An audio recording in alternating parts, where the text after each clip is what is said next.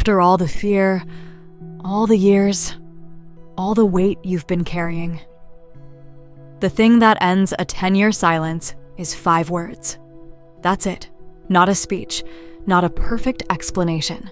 5 words sent with shaking hands, and the shaking is allowed. You've been bracing for something enormous, a grand gesture, a flawless speech worthy of all that silence. I'm telling you, it comes down to one simple thing.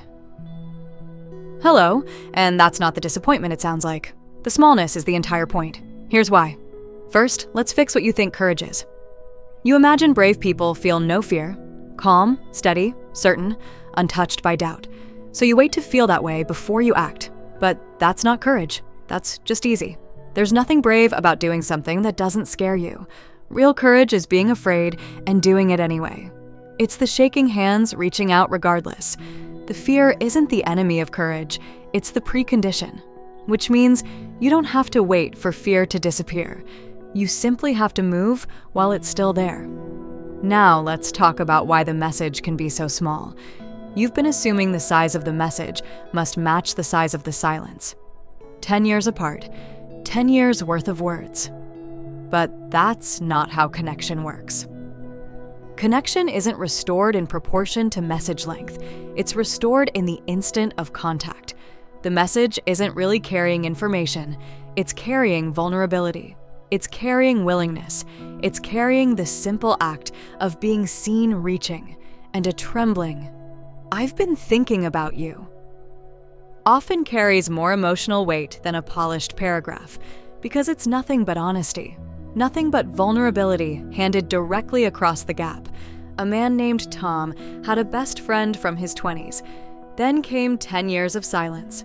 No fight, no betrayal, just life. The usual way.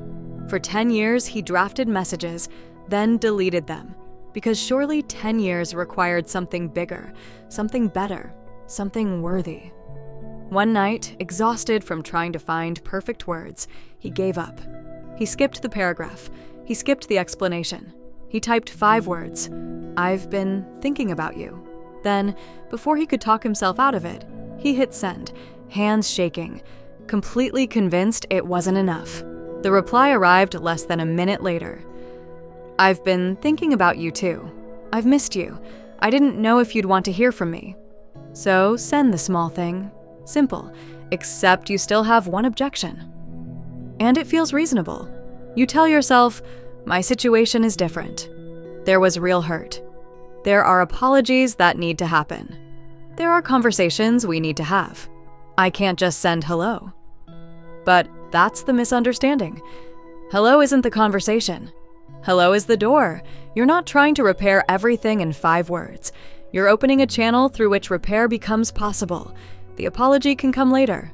The honest conversation can come later. The healing can come later. But none of it can happen until somebody opens the door. The hello doesn't need to carry the entire relationship. It only needs to be brave enough to begin. And beginning is all that's ever been required of you. Not finishing, not fixing, just starting with imperfect words and shaking hands. A clumsy message sent today beats every flawless reconciliation you'll someday be ready to send, because someday has a habit of never arriving. So when you feel the fear rise as your thumb moves toward the send button, understand something important. That fear isn't a warning. It's proof this matters. Courage doesn't wait for confidence. It says hello while its hands are still shaking. It doesn't have to be perfect. It just has to be sent.